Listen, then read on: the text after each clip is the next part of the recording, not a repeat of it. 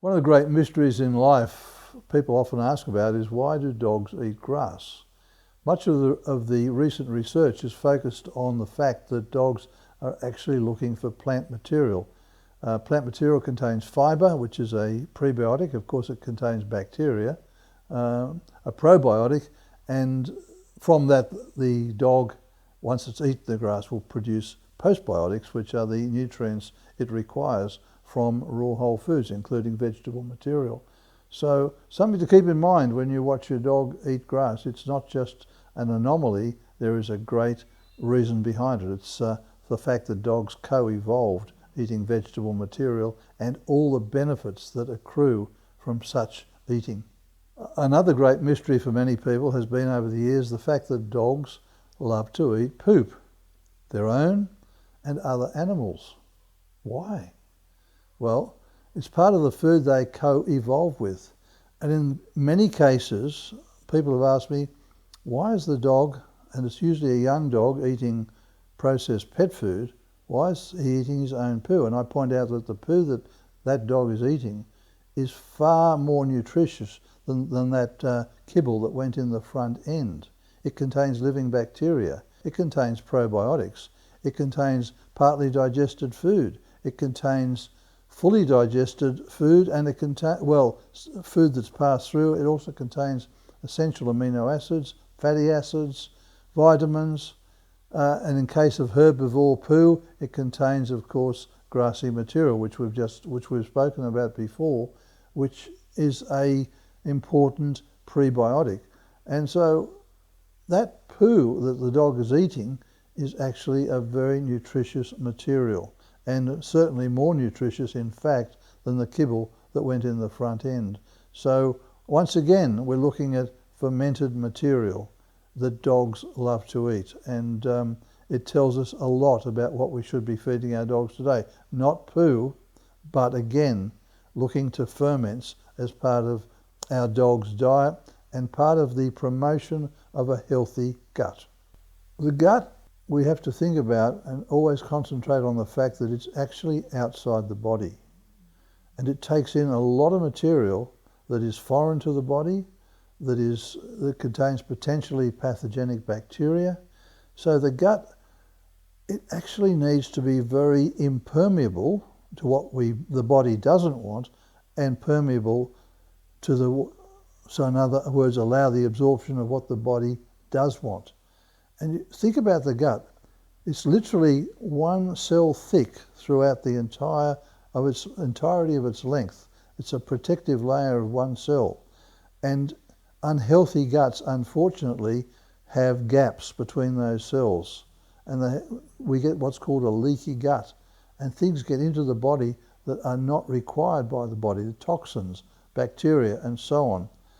So a healthy gut, once again, promoted by healthy food and ferments that help to keep the right probiotics within the gut, are vital to the health of that gut. And I can't emphasize enough the importance, once again, of a healthy gut to the health of the animal owning that gut. A lot of pet owners faced with unhealthy animals and realizing that diet is important will try switching diets, or they will add supplements or take something out, but they really don't know what they're doing. And this is important. They have to understand what they need to do to make their dog's gut and hence their dog healthy. A simple example would be where a dog has diarrhea, and so the owner might say, oh, well, I'm going to add extra pumpkin to the diet. And of course, this doesn't repair anything, it's just masking symptoms. What they really need to change is the whole approach, the whole dietary regime that they're using.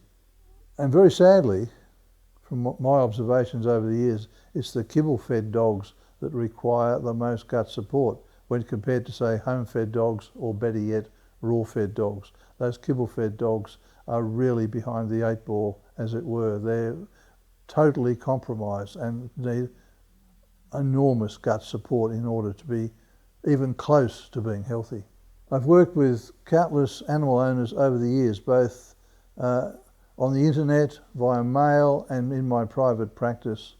And the owners that stick with the understanding that raw whole foods and their importance to gut health and the importance of staying with the course, not varying, not chopping and changing, but understanding the basic principles of healthy diets based on raw whole foods.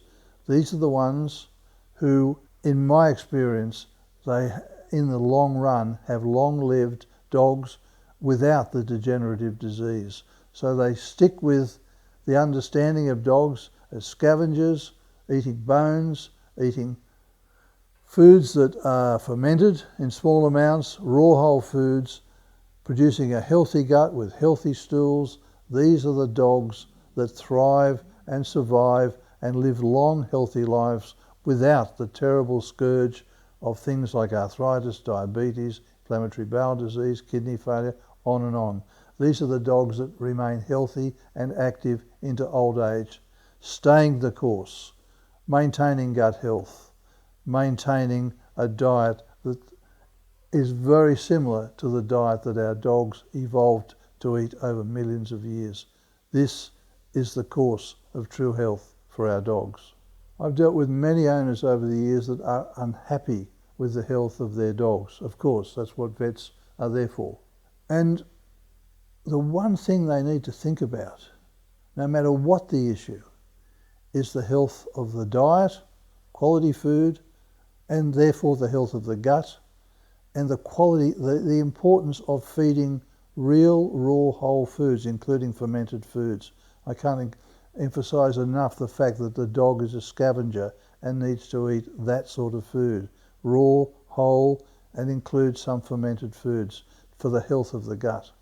And if they concentrate on that, they're going to see such vast improvement in the health of their dog. For many people with unhealthy dogs, change is difficult, and I understand that. People who lead busy lives and just want to feed kibble, can they do anything to change the health of their dogs? Of course they can, simply by adding some healthy food to their diet. And that includes raw whole foods and, of course, fermented foods. But the more you can do, the better, of course, for the health of your dog. But I do understand that it can be very difficult for busy people and people with fairly, I guess, entrenched ideas about what their dog requires, and they want to continue feeding kibble. Well, my emphasis would be, yes, add some raw whole foods and add some fermented foods. It will make a difference.